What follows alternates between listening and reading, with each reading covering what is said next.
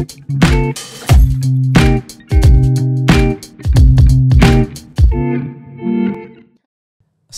warahmatullahi wabarakatuh. Shalom, Om Swastiastu, Namo Buddhaya, salam kebajikan. Tabi pun. Ya pun. Halo Sobat KMI Tera. Kami dari Kementerian Operasional bersama dengan pihak ketiga L. Di sini kami akan berbincang-bincang tentang keamanan, kebersihan, ketertiban lingkungan ITERA.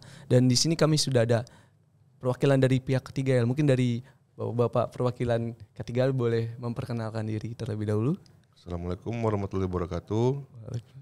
Perkenalkan, saya Bayu Mudiajaya Pradana dari Divisi Keamanan Unit K3L. Oke. Assalamualaikum warahmatullahi wabarakatuh. Perkenalkan, nama saya Dani Arif Darmawan sebagai staf administrasi di unit K3L. Kami sebagai mahasiswa masih bertanya-tanya nih Pak. Kebetulan sangat bertanya-tanya. Mungkin dari Bapak bisa menjawab dan meluruskan ya. Yang pertama, mahasiswa ini masih bingung ya Pak. Apa itu unit K3 serta fungsi dan perannya di ITERA Pak? Mungkin kami berusaha menjawab bisa kami ya, sepengetahuan kami juga. Jadi sebenarnya K3L itu mempunyai fungsi terkait keselamatan, kesehatan kerja dan lingkungan kerja. Okay. Mungkin teman-teman juga yang teknik ada lah tentang materi itu ya di kuliahnya kan. Kebetulan kalau di kami, di unit kami sendiri itu kami difokuskan dan dititipkan untuk keamanan, terutama keamanan dan juga di kebersihan lingkungan kampus. Jadi fungsi kami di sini itu untuk menjaga keamanan ITERA, menjaga keselamatan sivitas, itu yang melakukan aktivitas di dalam kampus, di dalam lingkungan kerja kita. Selanjutnya untuk kebersihan lingkungan kerja itu sebenarnya kami membantu untuk menjalankan lingkungan kerja kita ini supaya asri, supaya nyaman, supaya kita beraktivitas juga enak gitu. Sebetulnya untuk kebersihan lingkungan ini bukan mutlak jadi tanggung jawab kami, karena itu menjadi tanggung jawab pribadi masing-masing. Ya, kami hanya membantu seperti itu. Nah, mungkin kalau untuk seputar K3 di ITERA itu seperti itu. Dan juga ada pun program terkait keselamatan kerja kami seperti melakukan monitoring di ruangan-ruangan di gedung terkait penerapan keselamatan dan kesehatan kerja untuk sivitas itu seperti apa sih? Itu pernah kami laksanakan juga. Oke. Kemudian mungkin kami dari mahasiswa ya Pak, ingin tahu dong, ada gak sih Pak di dalam K3L itu ada struktural unit di K3L Pak? Kalau untuk struktur unit K3 ya, iya, Pak. Nah, kami ini jadi subunit sebenarnya, subunit di bawah kepala biro ya. Iya. Di bawah kepala biro, jadi kabiro itu membawahi kabak, kepala bagian. Kami itu di bawah kabak, dipimpin oleh seorang koordinator K3. Kebetulan kemarin juga sudah diundang dan kami berdua diamanati untuk mewakili Pak Koordinator. Kebetulan Pak Koordinator itu kan dosen, jadi beliau ada jam mengajar. Jadi kalau untuk strukturnya di K3 sendiri itu ada divisi keamanan, saya ada divisi kebersihan, sama divisi lahan. Kita bertiga di bawah seorang koordinator. Koordinator ini menjalankan fungsi kerjanya di bawah kepala bagian. Kepala bagian itu satu ya di ITERA, cuma satu, dia juga di bawah biro. Nah nanti di biro ini baru pertanggungjawaban kita ke WR2, Wakil Rektor Bidang Non-Akademik. Kalau untuk struktur K3. Terima kasih Pak, mungkin bisa lanjut ke pertanyaan selanjutnya, yaitu ada tentang surat edaran kegiatan organisasi kemahasiswaan Pak. Nah, mungkin di situ ada SOP atau prosedur perizinan kegiatan ormawa seperti kaderisasi, supporteran, danusan yang dilakukan di luar kampus. Kira-kira gimana tuh Pak? Bisa dijelasin sedikit gak tentang SOP atau alur perizinannya Pak? Sebenarnya untuk SOP ya, untuk SOP kegiatan kemahasiswaan di dalam kampus itu kita udah koordinasi dengan kemahasiswaan sama Sarpras, karena walaupun ini tentang K3, tapi kami tetap koordinasi dengan Sarpras dan kemahasiswaan untuk apa? Kegiatan mahasiswa ini kan biasanya memakai ruangan, memakai gedung, memakai aset-aset ITERA. Makanya kita selalu koordinasi dengan Sarpras sama kemahasiswaan. Untuk SOP sendiri, kalau dari K3 sih kami fokus itu di waktu, jam kegiatan. Kenapa seperti itu? Karena kalau untuk kegiatan sendiri, inti kegiatannya atau tema kegiatannya itu kan biasanya di kemahasiswaan. Teman-teman bisa kasih tahu Pak, saya mau ada kegiatan ini. Tapi kalau di K3 itu kami cuma fokus di waktu pelaksanaan, karena kami ingin teman-teman selalu di bawah pengawasan K3 tentang kegiatan dalam kampus. Apakah itu melebihi jam kerja, di luar jam kerja, di hari Sabtu Minggu yang nggak ada pegawainya, hanya cuma ada satpam kan di situ. Makanya kalau untuk SOP sendiri di K3 itu lebih ke waktu kegiatan mahasiswa sendiri sih. Dan ke K3 itu biasanya selain minta izin, kita juga mengetahui. Jadi kalau ada kegiatan-kegiatan walaupun itu di gedung, tetap teman-teman harus ke K3 untuk menyampaikan, biar kita tahu, biar kita bisa ngejagain kegiatan teman-teman. Walaupun kegiatan itu dilakukan di luar ITERA Pak? Kalau di luar ITERA enggak. Berarti cuma untuk lingkup ITERA? Ya, lingkup dalam kawasan ITERA aja. Mungkin udah sedikit disinggung ya Pak. Gimana kalau misalnya ada kericuhan atau kegiatan nih Pak yang melebihi jam operasional, jam 9 malam kan Pak? Gimana sikap atau tindakan dari K3 sendiri Pak? Mungkin ada sanksi atau hanya peringatan? Sebenarnya gini, kalau untuk jam operasional kita itu jam operasional kerja itu sebenarnya jam 5. Jadi kalau di surat edaran jam kerja itu kita selesai jam 4. Nah jam 4 itu selesai. Untuk kegiatan mahasiswa telah keluar surat edaran dari Wakil Rektor 1 itu. Di situ tertera untuk kegiatan mahasiswa maksimal jam 9. Kita ngejaga tadi teman-teman tanya kenapa kalau misalnya di luar jam operasional seperti apa. Selama ini memang betul ada beberapa kegiatan itu yang di luar jam operasional, dan kita di situ cuman mendata, menanyakan kegiatan apa lebih dari jam 9. Misalnya seringnya Pak kita mau persiapan buat acara besok, Pak kita mau geladi. Di situ sih sebenarnya kami memperbolehkan, asal kalau di atas jam 9 dengan 2 syarat. 1, tidak ada mahasiswinya, jadi hanya yang laki-laki. Kedua, kalau bisa ditemani sama pembina, mau dia pembina himpunan, pembina UKM gitu, atau ada kegiatan-kegiatan fakultas yang di situ ada dosen pendampingnya. Teruntuk penelitian ya, nah ini penelitian dan praktikum TA biasanya kan teman-teman kan kalau yang udah ujung-ujung kan, nah Pak ini mau TA apa di lab 24 jam kayaknya mau nginep gitu kan.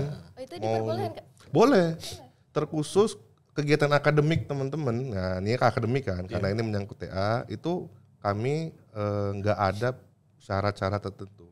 Jadi kalau misalnya saya mau TA Pak, harus nginep karena nungguin hasil labnya, ya nginep, kita izinkan.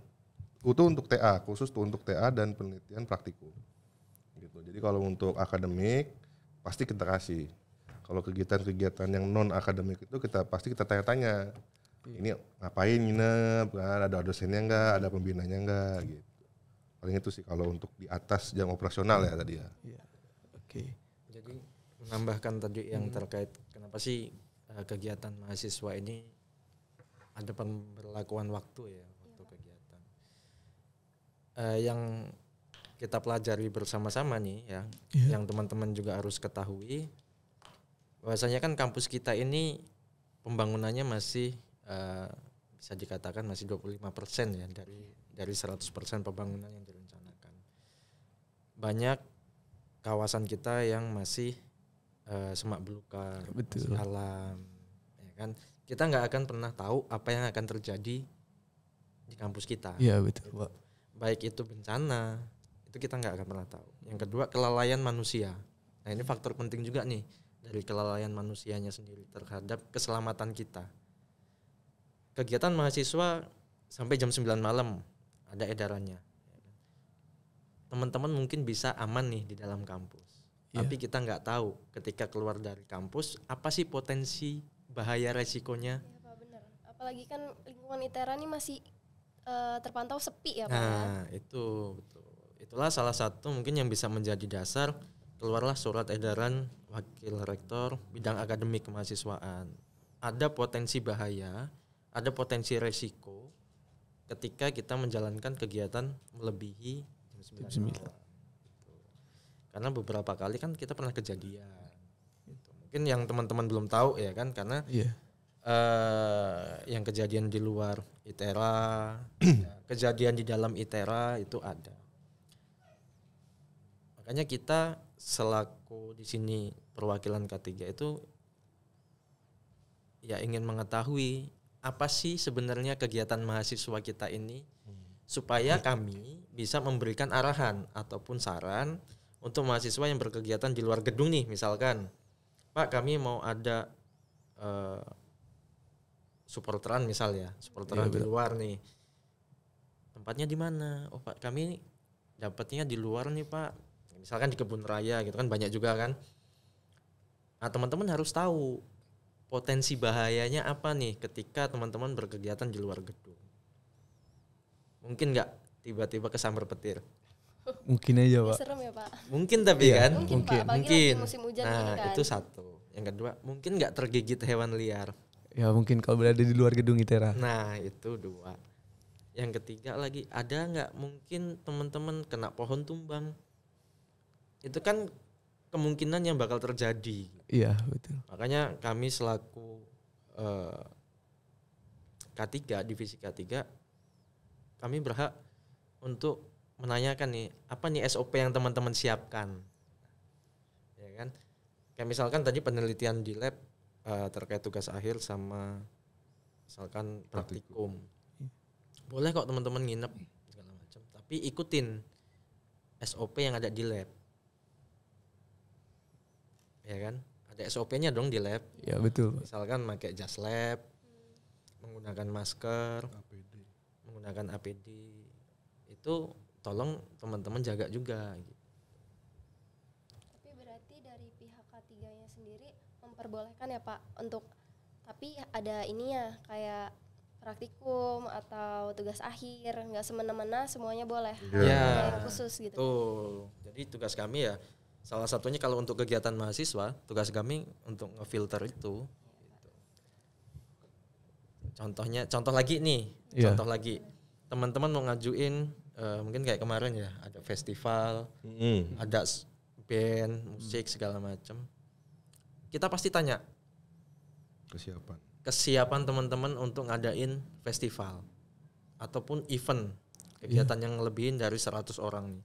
Apalagi itu sampai ngundang orang luar, terbuka untuk umum nih acaranya. Kami pasti tanya kesiapan teman-teman seperti apa. Gitu.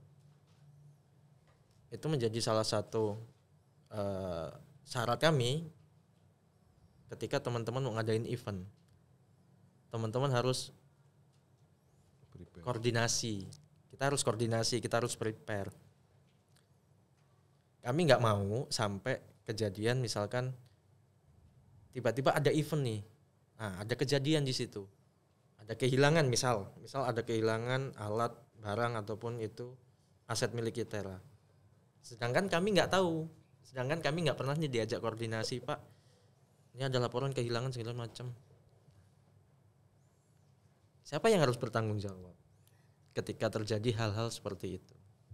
Maka tugas kamilah di sini untuk bisa memfilter acara teman-teman itu sebetulnya boleh dilakukan atau perlu persiapan.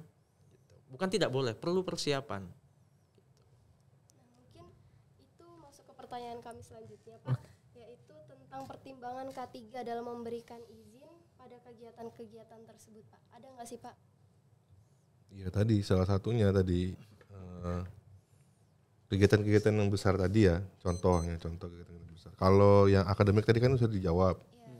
Khusus untuk praktikum, penelitian itu silakan saja dengan menjalankan SOP yang ada di lab. Nah, kalau untuk kegiatan-kegiatan contoh tadi yang festival musik, kenapa kita selalu nanya ke panitia persiapan kalian sudah sampai mana? Gitu, persiapan kalian sudah sampai mana? Panitianya berapa orang? Bahan-bahan alat-alat untuk acaranya apa aja? Karena tadi yang disampaikan oleh Pak Dani, sebenarnya kita itu ngejaga aset-aset ITERA itu supaya tidak rusak, tidak hilang. Karena itu kan dari kalian juga. Iya. Semua gedung, semua aset itu kan kembali lagi UKT. Nah, jadi memang tanggung jawab kita bersama untuk menjaga itu.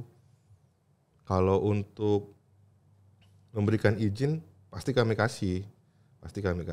Tapi tadi kita coba memfilter, kita coba nanyain kesiapan, karena nggak mungkin kalau acara besar apalagi orang luar kita nggak tanya gitu loh.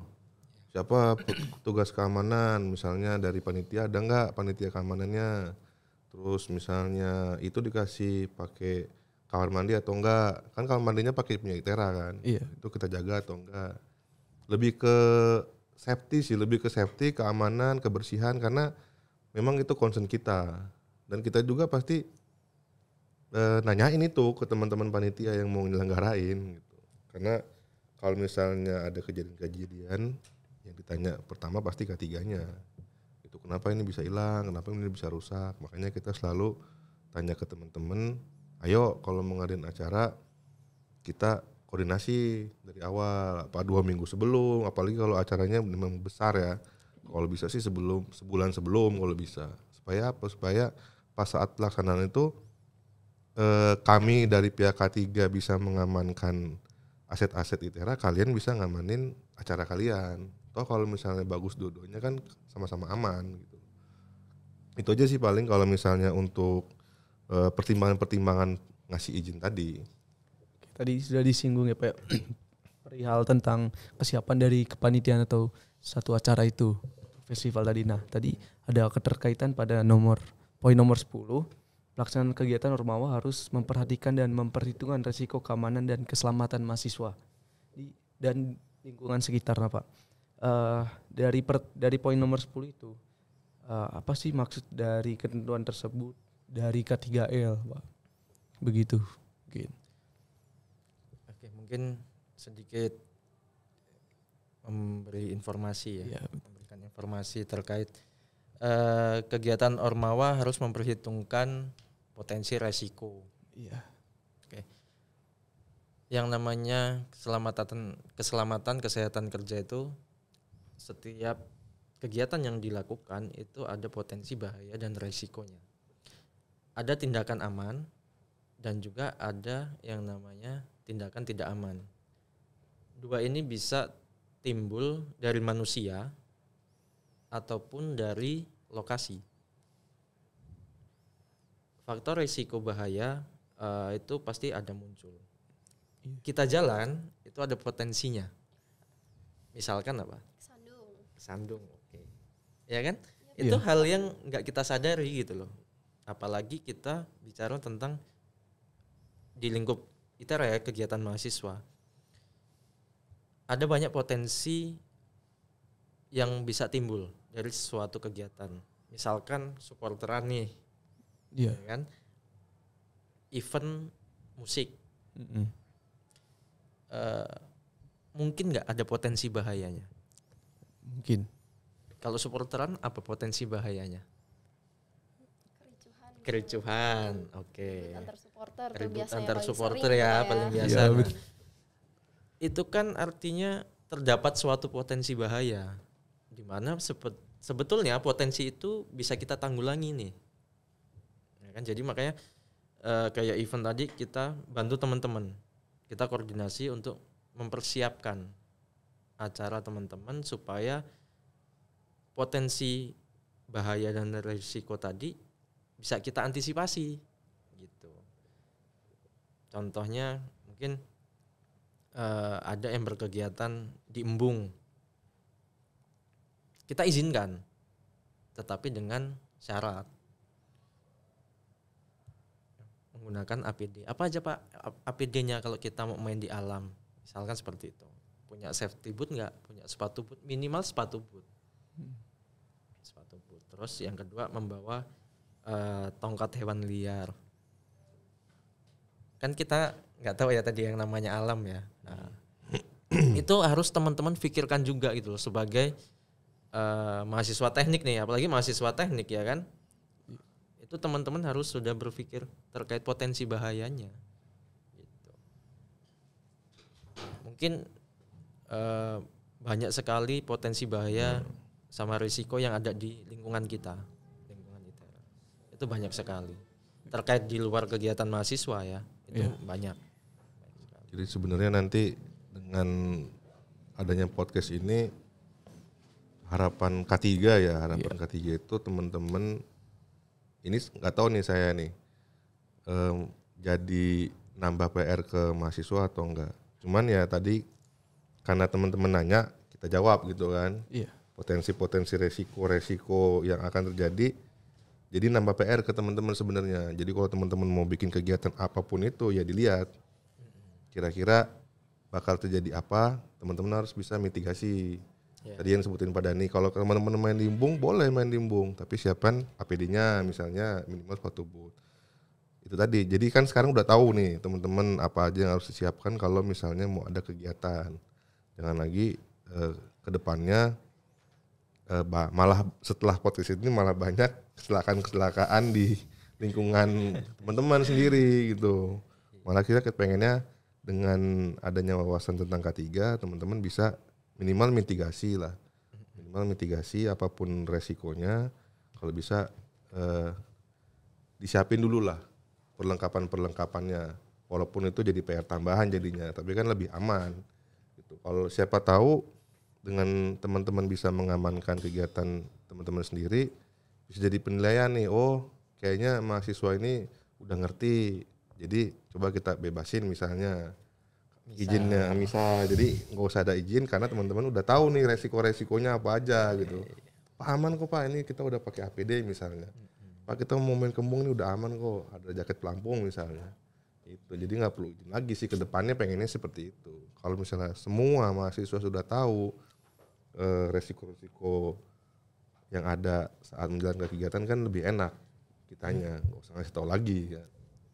Harapan kami sih seperti itu pengen. Oke, tadi udah menyinggung perihal keamanan ya Pak ya. Nah, dari kami mahasiswa itu ingin mengetahui sistem keamanan yang ada di ITERA nih Pak. Dari setiap gedung itu adakah personel satpam? Karena kami melihat setiap pulang kuliah atau berangkat kuliah itu personilnya itu tidak sama dari yang sebelumnya. Kadang seperti itu Pak. Mungkin caranya Pak. Jadi di ITERA ini kita untuk keamanan itu memakai pihak ketiga. Nah, pihak ketiga ini perusahaan jasa keamanan. Kita di kontrak ya, namanya kan kontrak, kita berkontrak dengan jasa keamanan. Kontrak kita itu di situ berbunyi 3 shift. 3 shift itu jadi shift malam, shift pagi dan off. Nah, di 3 shift itu anggotanya pasti beda. Jadi misalnya yang shift malam beda dengan shift siang, shift pagi ya, shift pagi beda dengan off. Kenapa tadi teman-teman menanyakan selalu ganti personil? Sebenarnya jadwalnya mereka itu 2 hari. Jadi kalau misalnya teman-teman kuliah di hari Senin, hari Selasanya mesti anggotanya masih sama. Nanti di hari Rabu, hari Kamis baru beda. Kenapa seperti itu? Karena untuk mengamankan seluruh wilayah ITERA, kami memakai sekitar 34 orang satu shift.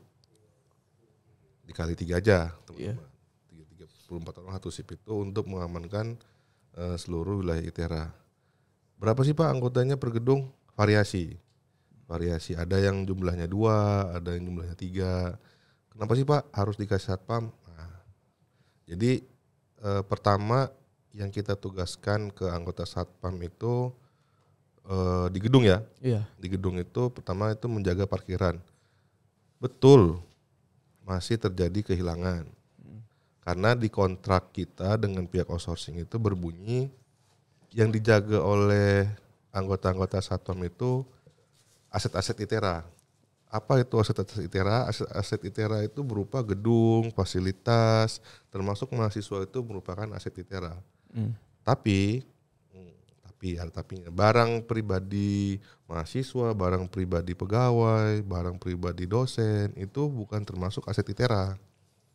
Jadi seperti kejadian-kejadian yang pernah ada, kehilangan helm, kehilangan motor gitu kan, kehilangan HP. Nah itu kembali lagi ke kita pribadi masing-masing. Tadi disampaikan sama Pak Denny di awal, apa sih resiko-resiko yang ada di ITERA, termasuk itu. Jadi mudah-mudahan dengan podcast ini mahasiswa seluruh ITERA bisa seenggaknya mendengar lah apapun informasi yang kita sampaikan. Jadi untuk barang-barang pribadi Sivitas Akademika ITERA itu memang masih tanggung jawab pribadi. Kita di sini hanya coba mengamankan, menertibkan hal-hal yang bikin Sivitas ini nggak nyaman, gitu loh. Contoh, pernah ada demo, kenapa kita yang tahan gitu loh? Kenapa kita sampai minta bantuan kepolisian? Karena itu nanti menimbulkan ketidaknyamanan Sivitas Akademika yang ada, perkuliahan terganggu, kegiatan-kegiatan perkantoran terganggu kalau ada demo. Makanya kita coba antisipasi, kita cegah di depan, kita minta bantuan kepolisian. Itulah salah satu tugas-tugas K3 yang mungkin teman-teman nggak pernah tahu gitu ataupun mungkin kan ada yang baru nih mahasiswa kan, ada yang sudah lama udah tahu juga. Sebenarnya itu sih kita coba mitigasi, kita coba apa sih resiko-resiko yang ada di ITERA ini selain kegiatan mahasiswa. Ini kan konteksnya hanya kegiatan mahasiswa, tapi ini kita kasih informasi nggak cuma kegiatan mahasiswa sebenarnya yang kita amankan di ITERA ini gitu loh. Masuk hal-hal yang bikin kita nggak nyaman tadi, itu kita bantu supaya teman-teman kuliah aja gitu kan, kita kerja bisa nyaman gitu kan.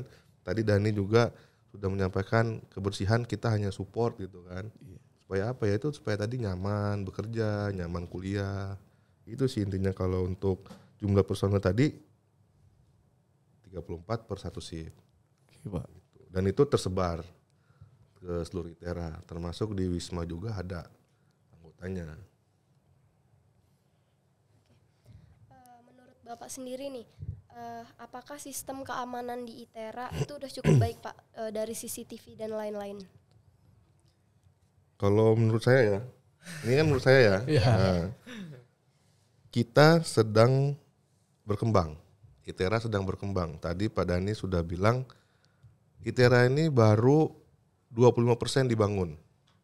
Berarti di situ masih ada potensi-potensi ke arah yang lebih baik gitu loh. Untuk CCTV, untuk sistem keamanan, memang sekarang menurut K3 juga, menurut K3 ya, itu masih kurang.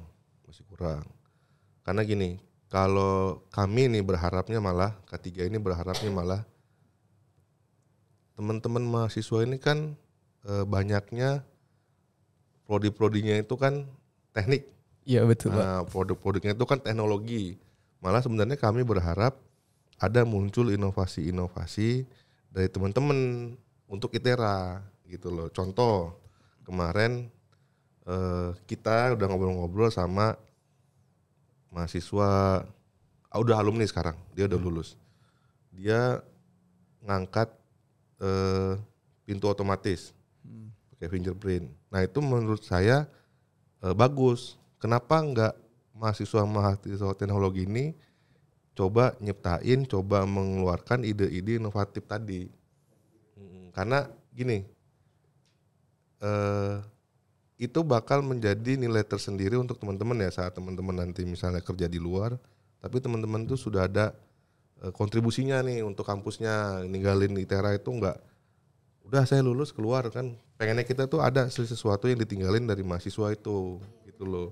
Entah itu program misalnya CTP pakai solar panel contohnya kan, itu kan bisa teman-teman muncul dari inovasi-inovasi tadi, tugas-tugas akhirnya teman-teman atau judul-judul skripsi teman-teman. Kalau saya pribadi dari K3 sih untuk sistem keamanan kita masih kurang, karena kita memang dari segi energi masih kurang juga.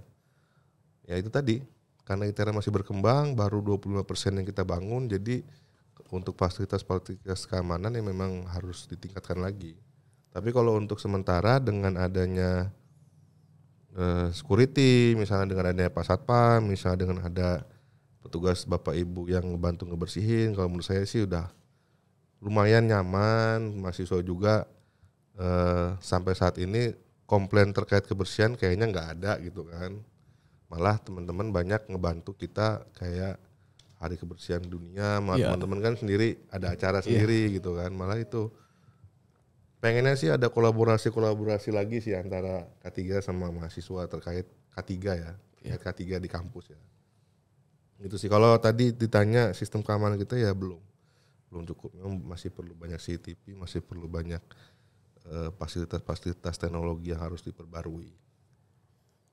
Oke, kira-kira nih Pak, ada nggak sih rencana buat memodernisasikan sistem keamanan di ITERA itu sendiri? Terus kalau ada nih Pak, kapan kira-kira akan dilaksanakannya? Atau memang ada kendala dari keterbatasan anggaran sendiri atau hal lain ya Pak? Kalau untuk modernisasi ya, saya sama Pak Dhani selama ini sudah mencoba beberapa kali mengkaji tadi tentang ide-ide dari mahasiswa. Kita coba kaji, kita coba ajukan ke pimpinan. Memang kalau terkendala anggaran sebenarnya enggak, karena tadi kalau kita ngomongin anggaran ya, kita ngomongin anggaran. ITERA itu sudah mempunyai program selama 1 tahun. Nah, di program-program itu kan ada anggaran masing-masing. Nah kebetulan memang anggaran untuk K3 itu belum cukup untuk memodernisasi sistem keamanannya. Nah, jadi kalau untuk anggaran kita dibilang keterbatasan sebenarnya enggak. Karena kalau keterbatasan misalnya CCTV nggak ada, itu keterbatasan gitu kan. Kalau sekarang cukup untuk beli CCTV masih cukup, misalnya kita udah nyiapin apa juga cukup kayaknya ya, kita rasa di gedung-gedung itu udah kita siapin sesuai dengan kebutuhan masing-masing. Tapi memang pengajuan modernisasi keamanan itu butuh proses, karena dari pimpinan harus dikaji lagi kegunaannya, pertanggungjawabannya nanti seperti apa. Karena nggak bisa nanti teman-teman merasakan saat masuk dunia kerja, nggak bisa teman-teman serta-merta pengen semua fasilitas itu ada. Itu nggak bisa seperti itu, karena semua butuh proses. Negara ini juga berjalan butuh perencanaan yang benar gitu loh. Kita udah belikan misalnya sistem keamanan CCTV, dipakai atau enggak kan gitu. Nanti kan ditanya lagi sama pimpinan, itu berfungsi atau enggak. Kalau misalnya enggak, kita bisa gunakan buat yang lain gitu. Jadi kalau untuk modernisasi keamanan, rencana kami dari K3 sudah ada. Tapi terkait itu dilaksanakannya kapan, terus keterbatasan anggaran, saya kira itu memang ada prosesnya. Oke, tadi berbicara tentang fasilitas CCTV ya Pak. Mungkin apakah seluruh CCTV di ITERA ini berfungsi Pak, berfungsi dengan baik? Nah, kalau tidak berfungsi dengan baik, mau sampai kapan Pak dibenerin lagi itu Pak di CCTV di dalam ITERA ini Pak? Kalau untuk CCTV ya, berfungsi semua ya. Berfungsi. Okay. Cuman gini, kalau teman-teman ini sering kejadian itu kayak hilang helm. Iya. Sering banget itu Pak. Kejadian hilang helm. Kenapa pas saat mahasiswa itu datang ke K3, kita hanya menyampaikan kita bisa bantu teman-teman lihat CCTV. Kalau motornya atau kendaraannya itu masuk ke frame. Nah, kenapa nggak masuk ke frame? Karena tadi CCTV yang ada di ITERA ini satu belum kalau canggih sih canggih, cuman belum 360 derajat. Nah, dan kebanyakan itu CCTV indoor itu dipakai di outdoor. Jadi maksudnya kalau misalnya agak buram-buram itu ya itulah kenyataannya gitu loh. Maka tadi saya bilang kita ketiga sudah mencoba mengajukan gitu loh. Tapi ya negara ini memang butuh proses. Butuh birokrasi yang harus dipertanggungjawabkan oleh ITERA sendiri gitu loh. Kan nggak mungkin kementerian ataupun negara ini ngasih anggaran tapi ITERA nggak usah bertanggung-jawabannya. Ya, oke. Ini jadi masukan juga sih buat kita. Di luar kita sudah mengajukan, memang teman-teman merasa masih kurang gitu kan, intinya seperti itu.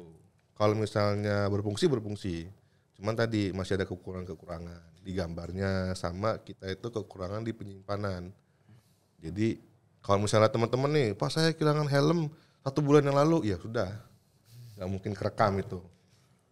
Apa kalau teman-teman langsung fast respon, misalnya hilang hari ini, maksimal besok dilaporin, kita masih bisa coba bantu cari gitu. Tapi kalau udah 1 bulan, 1 minggu gitu, wah susah.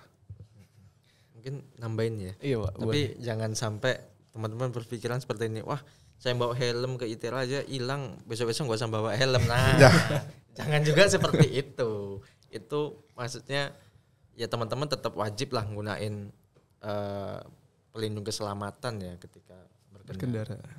Terkait modernisasi mungkin saya nambahin, mudah-mudahan di tahun depan kita udah bisa melengkapi apa yang teman-teman butuhkan gitu. Misalkan dari CCTV, pemakaian CCTV, mungkin juga bisa ada nanti portal otomatis. Benar yang dikatakan Pak Bayu, memang itu tidak semudah kita pengen portal otomatis nih kita buat nggak semudah itu, harus ada kajiannya dong, ya kan? Harus ada kajiannya. Ini penggunaannya dampaknya apa? Pasti ada dampak negatif, ada dampak positifnya. Jadi harus kita kaji dulu dampak positifnya seperti apa, dampak negatifnya seperti apa. Supaya nanti teman-teman ketika menggunakan itu sudah nyaman. Nah, seperti itu.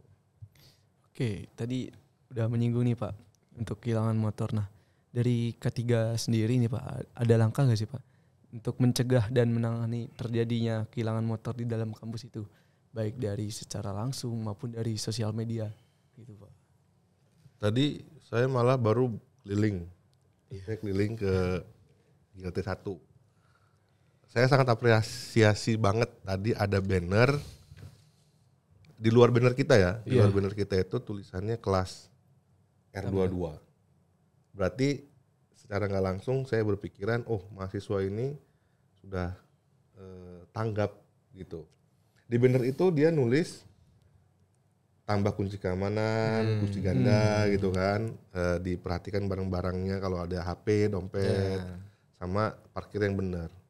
Maksud saya gini, secara nggak langsung teman-teman sudah menyadari potensi-potensi keamanan yang di ITERA dan langsung bisa berpikir gitu loh, tanpa harus kita arahin lagi. Kalau dari K3 untuk penanggulangan tadi, kita udah pasang banner. Kita udah pasang banner di situ, himbauan isinya tambah kunci ganda, kunci jangan cantol di motor. Kan teman-teman kan enggak teman-teman juga sih sebenarnya, pegawai juga kalau udah telat dipanggil bosnya misalnya buru-buru ya. Kadang HP ketinggal. Yang parah itu kunci motor ketinggalan. Masih nyantol ya Pak. Masih nyantol. Karena gini, satpam juga yang kita pakai di ITERA ini masih manusia bentuknya. Jadi manusia ini masih rentan terhadap kesalahan-kesalahan. Robot pun saya bisa pastikan nggak 100% itu bisa mengamankan gitu loh. Pasti ada error-errornya juga. Nah, kenapa kita sampaikan seperti ini? Karena kesadaran barang-barang pribadi itu ya kembali lagi ke pemiliknya. Gitu. Kalau misalnya teman-teman bilang hal-hal apa yang udah dilakuin? Misalnya kita udah melakukan semua, toh nyatanya teman-teman atau pegawai ITERA, sipil ITERA masih ketinggalan kunci motor. Itu kan buka peluang untuk orang-orang jahat tadi. Dan orang-orang jahat ini kan kita nggak tahu nih, entah dia juga orang ITERA atau bukan, entah dia lagi pas lewat ada peluang ngambil. Kebetulan. Oknum lah ya, istilahnya oknum lah ya kita ngomongnya. Jadi himbauan itu sebenarnya nggak cuman kita pasang di situ berupa banner gitu loh. Kita juga beberapa kali sosialisasi bareng teman-teman KM ya. Waktu itu sudah pernah di gedung F. Kita sampaikan hal-hal yang serupa gitu loh. Karena dari pihak ITERA sampai kejadian yang kedua kali kilang motor itu, kita tetap ngikutin outsourcing itu. Petugas keamanan itu hanya menjaga aset-aset milik ITERA. Tadi saya sampaikan apa itu aset-aset ITERA, gedung, fasilitas, termasuk kalian. Kita pernah kehilangan teman kita waktu KKN di Krui. Kenapa sampai Pak Rektor itu bertahan di sana sampai menemukan kan jasadnya kan? Karena tadi mahasiswa, pegawai itu aset ITERA. Kita harus cari kalau hilang gitu loh. Kita harus lindungi gitu ya. Tapi kalau untuk barang-barang pribadi teman-teman, barang-barang pribadi saya sendiri pun ya itu tanggung jawab saya gitu loh. Jangan sampai teman-teman berpikiran udah ada satpam, gitu. Udah CCTV, udah ada banner. Jangan. Karena ITERA ini belum, kalau yang kita lihat sendiri kan, teman-teman bisa lihat sendiri lah. Belum 100% tertutup fasilitas ITERA ini. Masih ada pintu masuk yang bisa digunakan oleh warga selain ITERA gitu. Aktivitas selain ITERA. Jadi kalau untuk barang-barang pribadi silakan teman-teman amankan sendiri, dan untuk upaya-upaya kita juga sudah kita taruh banner, satuan kita juga sudah kita suruh ngecek STNK kan. Itu sebenarnya bukan menghambat tapi meminimalisir adanya tindak-tindakan kriminal yang ada di ITERA. Mungkin bisa lanjut nih Pak ke poin nomor 12. Pelaksanaan kegiatan Ormawa di dalam kampus dibatasi hingga pukul 21.00. Nah, kira-kira apa sih Pak yang mendasari atau urgensi dari keputusan tersebut? Terus mengapa hanya hingga pukul 21? Mungkin balik lagi ke pertanyaan kita di awal tadi ya Pak ya. Sebenarnya ini kalau ini kan tadi sudah dijawab. Kita udah ada surat edaran dari Pak WR mengenai jam kegiatan mahasiswa, sama ini sih lebih ke sosial budaya ya. Kalau saya lihatnya ya ini sih lebih ke sosial budaya. Karena saya berpikiran kalau saya punya anak cewek, saya nggak mungkin ngasih anak saya itu jam di luar rumah sampai jam 9 malam gitu. Kalau itu lebih ke sosial budaya aja. Dan kenapa juga ini perlu disampaikan ke teman-teman, karena gini, teman-teman harus tahu orang tua teman-teman itu menitipkan teman-teman itu ke ITERA. Nah, secara nggak langsung saya pun termasuk sama Pak Dani ini adalah perpanjangan tangan dari orang tua teman-teman. Kenapa kita selalu mengingatkan, kenapa selalu kita bukan mempersulit ya, kita itu filter sebenarnya. Mana yang ini silahkan, mana yang nggak boleh. Apalagi kalau itu sudah kegiatan yang nggak ada pendampingan dari pembina ataupun dari dosen terkait. Karena kalau menurut saya balik lagi itu sebagai sosial budaya yang harus teman-teman juga tanamkan. Jangan sampai orang tua teman-teman nitipin teman-teman ke ITERA tapi disalahgunakan. Karena banyak juga, memang saya akuin banyak di ITERA ini pendatang. Yang orang tuanya, saya lagi ada kegiatan gitu kan. Percaya aja ya. Sebenarnya orang tuanya percaya karena saya sama Pak Dani itu ada di ITERA sebenarnya. Padahal kan kita aja nggak tahu kegiatan teman-teman gitu. Nah, kenapa tadi kita mencoba filter nih mana yang boleh, mana yang enggak. Kenapa harus teman-teman koordinasi? Salah satunya terkait ini. Kenapa sampai muncul jam 21? Saya yakin Pak Wakil Rektor juga berpikiran hal yang sama. Kenapa sampai beliau mengizinkan cuma sampai jam 9? Karena itu udah batas waktu paling toleransi orang tua ngasih waktu ke anaknya gitu. Jangan teman-teman tanya, kok pegawai boleh Pak? Jangan.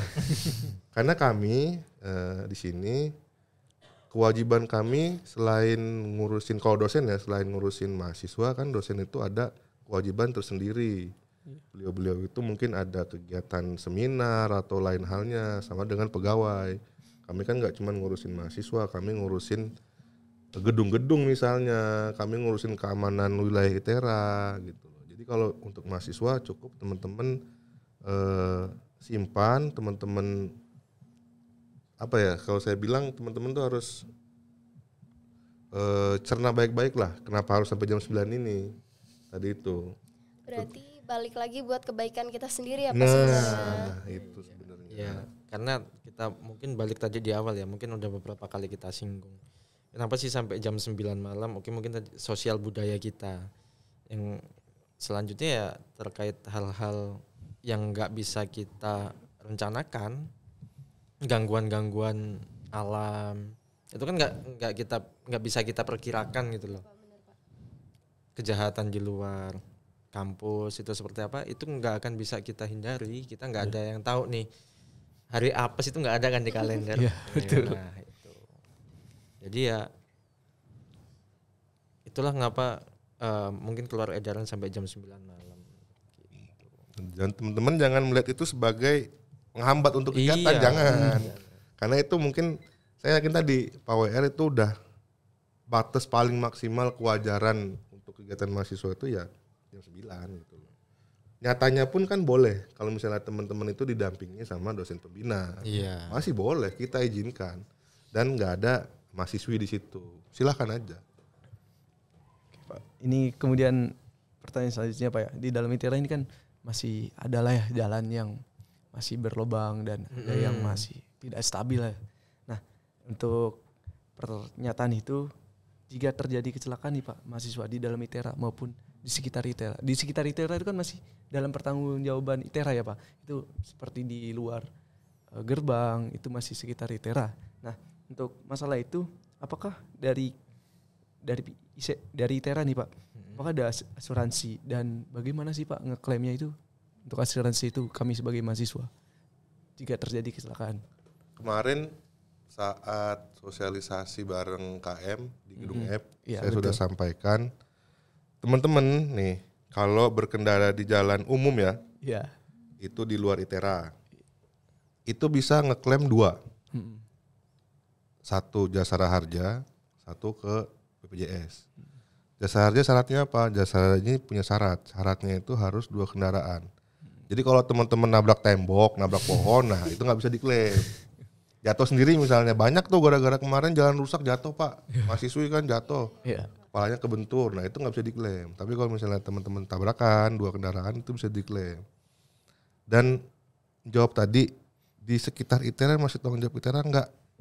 Nah, kalau ini sampai saat ini yang saya jalankan, batas kewenangan K3 itu hanya sampai portal. Sampai portal. Nah, di depan itu portal gerbang depan, kalau di belakang portal gerbang barat. Iya, betul. Terus sampai di situ aja kewenangan kita. Contoh juga sama kayak teman-teman mau ngadain kegiatan di luar. Nggak mungkin dong teman-teman mau ngadain kegiatan di Wira Garden ngizinnya ke K3. Nah itu tadi menyangkut kewenangan kerja. Nah, jadi kalau kewenangan kerja K3 itu batas portal. Teman-teman kalau misalnya kecelakaan pun di sekitar ITERA, kalau itu sampai diketahui oleh Satpam, masih bisa kita bantu dengan cara apa? Palingan kita antar ke rumah sakit terdekat, Airan. Itu pun kita sambil cari tahu dosen prodi yang bersangkutan. Misalnya kemarin terakhir ada kejadian tekpang. Itu kita kontak dosennya. Kita laporkan bahwa mahasiswa ibu bapak ada di rumah sakit Airan. Kalau misalnya ini anaknya merantau, minta tolong ditemenin atau ada temennya yang minta tolong temenin gitu loh. Karena kewajiban kami kalau di luar kampus hanya batas portal. Ini kalau di dalam kampus kita ada poli. Kemarin pernah dengar tabrakan di depan gedung E. Iya. Nah itu kita antar ke poli mahasiswa yang bersangkutan. Karena yang satu itu agak parah, langsung kita antar ke Airan.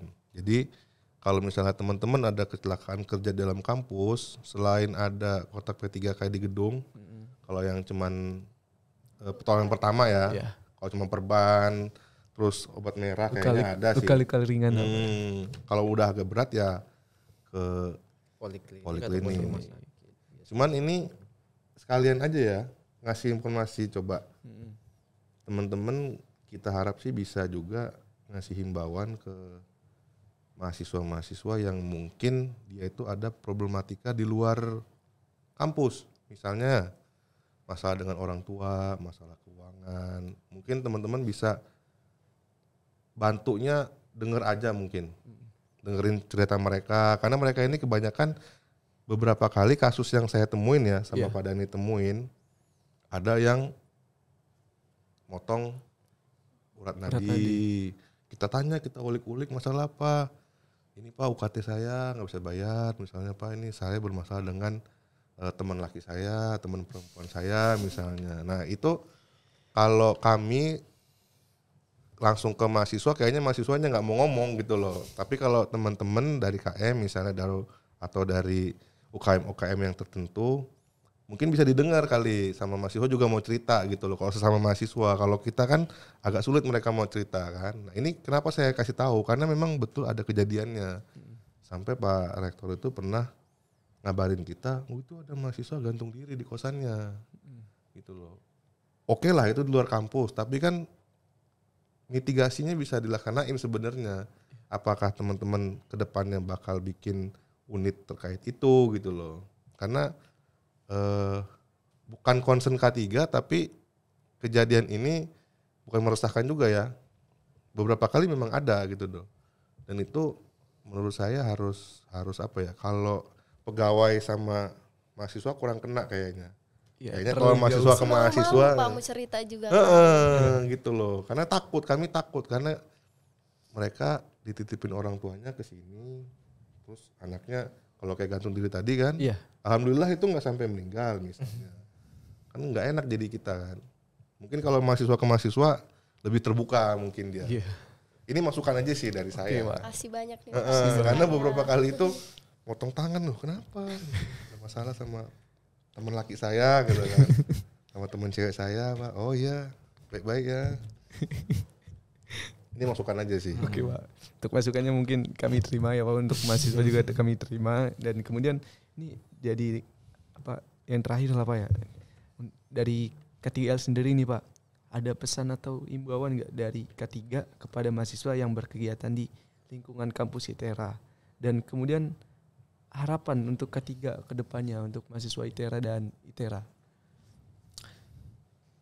Mungkin kalau dari saya pribadi, pesan-kesan untuk mahasiswanya, teman-teman mahasiswa. Yang pertama, kita harus sama-sama sadar tentang pentingnya K3 gitu, tentang pentingnya keselamatan, kesehatan kerja di lingkungan kampus. Itu harus dari pribadi masing-masing. Kita membantu untuk mengingatkan, pencegahan, menginformasikan ke teman-teman mahasiswa. Karena apa? Banyak kejadian yang teman-teman mungkin alami di kampus gitu ya. Contohnya mungkin tadi udah banyak disebutin juga, kayak misalkan kecelakaan nih. Kecelakaan di dalam kampus gitu. Beberapa kali kejadian memang itu terjadi di dalam kampus gitu loh. Kenapa sih kok bisa sampai teman-teman ataupun kami gitu ya, sampai ada kejadian di dalam kampus ITERA ini kecelakaan gitu. Yang pertama, kita sadar nggak kita udah menerapkan keselamatan untuk pribadi kita? Coba ya teman-teman ke kampus naik apa? Naik motor Pak. Bawa helm nggak? Bawa helm. Iya. Bawa SIM nggak? Bawa Pak. Bawa STNK nggak? Bawa. Kadang suka lupa tuh. Kadang suka lupa. Nah, artinya gini, itu kan hal yang sebetulnya simple, tapi mungkin susah untuk kita laksanain gitu loh. Karena mungkin tadi udah dijelasin juga sama Pak Bayu ya. Kayak misalkan kecelakaan, itu ada hal yang bisa bisa dirembes Bay? Diklaim. Bisa diklaim. Yang nggak bisa diklaim itu misalkan teman-teman melanggar lalu lintas, ya kan? Udah kejadian nih. Jakarta. Ternyata nggak pakai helm, nggak bawa SIM, nggak bawa STNK. Mau dia tabrakan 2 gini juga nggak akan bisa diklaim kalau misalkan itu melanggar lalu lintas gitu loh. Kalau kayak gitu kesalahan dari mahasiswanya sendiri. Iya, kesalahan. karena kami juga nih di lapangan gitu ya, sering kami mungkin sampai sekarang nih ada sampai terjadi teman-teman anggota kami satpam itu ada yang ngatur lalu lintas. Iya. Ya enggak? Iya. Mungkin teman-teman ada yang di sini pernah kecatat namanya. Itu gara-gara ini Pak, apa? Lawan arah. Terbalik ya. Putar arah, melanggar lalu lintas, ya kan. Jadi coba kita kembalikan ke diri kita masing-masing nih. Seberapa pentingnya keselamatan itu untuk diri kita. Karena kalau itu sudah terjadi, penyesalan nanti yang akan datang, ya kan. Dan Ya namanya di akhir nih penyesalan pasti. Kalau di awal namanya pendaftaran dong. Iya betul. Ya, itu kan? merugikan orang lain. Itu bukan hanya merugikan orang lain, Iya. tetapi merugikan teman-teman sendiri. Bahkan bukan teman-teman, kami pun pegawai mungkin ya, itu menjadi sangat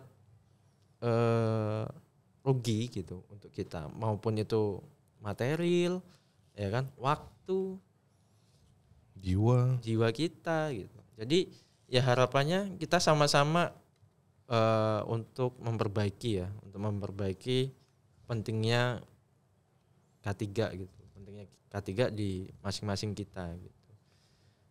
Mulai dari tadi kita berangkat menggunakan kendaraan ya kita sesuai menggunakan helm. Kalau bawa mobil ya pakai sabuk pengaman, Ngikutin aturan. mengikuti rambu-rambu lalu lintas, ya kan, jangan sampai melawan arah, jangan sampai kebut-kebutan. Kita udah diberikan fasilitas nih, Pak. Dulu jalan ITERA seperti apa sih? Mungkin teman-teman bisa tahu ya, berdebu, berlubang. Sekarang jalannya bagus, mungkin ada oknum nih, gunain kendaraannya melebihi batas kecepatan. Kan kasihan oleh pengguna yang lain. Kalau misalkan sampai terjadi kecelakaan seperti itu. Ya harapan kami mudah-mudahan semuanya bisa berkolaborasi ya untuk sadar akan pentingnya K3 gitu di dalam lingkungan kampus. Dan juga jangan anggap kami K3 ini susah ketemu K3, kami mau berkegiatan aja ditanyain ini itu, enggak. Kami bertanya karena kami ingin teman-teman itu sadar bahwasanya ketika teman-teman berkegiatan ada potensi bahaya, ada potensi resikonya. Gitu. Jadi jangan anggap kami ini momok gitu loh. Ayo kita sama-sama kalau mau bikin acara nih teman-teman, mau bikin acara kayak tadi ya, event musik. Ayo ini kita sama-sama bangun supaya event kita lancar. Toh yang bawa kalau eventnya lancar siapa sih? Emang K3? Iya, Enggak kan? Pasti dari mahasiswanya kan yang kebawa. Oh ini mahasiswa ini yang berhasil. Nah, ketika itu berhasil pasti nanti akan jadi percontohan untuk teman-teman ngelakuin kegiatan yang lainnya. Gitu. Ya pengennya kami jangan segan dengan kami K3. Nggak akan kami makan kok kalian. Ya nggak Pak Bayu? Ini kan kalau teman-teman KM kan udah tahu, mungkin bisa sampaikan ke teman-teman yang lain gitu loh. Teman-teman bisa nonton sekali Iya, ya Pak ya. Karena K3 itu kami nggak bisa ngasih sanksi. Apapun kegiatan mahasiswa, kami nggak bisa ngasih sanksi. Tapi kami berhak menanyakan, berhak membubarkan kalau itu nggak sesuai SOP yang ada, gitu loh. Jadi kalau teman-teman saya kena tilang Pak di sana, itu batas kami catat gitu. Kami catat, tetap yang nindak nanti kami kasih ke prodi dan fakultas masing-masing. Itu sanksinya mau seperti apa. Cuman kalau kami K3 itu cuman bisa menertibkan. Kalau misalnya itu udah nggak nyaman, itu nggak sesuai SOP, pasti kita bubarin gitu loh. Tapi kalau misalnya teman-teman ini Pak kita mau bikin acara ini, ayo bareng-bareng kita. Bareng-bareng nentuin SOP yang benar gitu kan. Mempersiapkan acara biar sukses gitu sih. Secara keamanannya enak, terus resiko kebencanaannya kita mitigasi di awal, itu aja sih kalau K3 itu. Oke, mungkin itu adalah pertanyaan terakhir Pak ya dari pertemuan kita di sini ya Pak. Ada pertemuan pasti ada akhir ya Pak. Nah mungkin dari kami mengucapkan Terima kasih yang sebesar-besarnya kepada Pak Danu dan Pak Pak Bayu. Pak Bayu, terima kasih telah menyempatkan waktunya untuk datang di podcast kita hari ini. Oke. Jika ada kurang dan lebihnya, saya mohon maaf Pak. Oke. Dan saya juga mengucapkan terima kasih Pak untuk Pak Dani dan Pak Bayu telah menyempatkan hadir nih di dalam podcast kami ITERA. Kami tutup ya Pak. Kurang lebihnya mohon maaf. Assalamualaikum warahmatullahi wabarakatuh. Waalaikumsalam warahmatullahi wabarakatuh.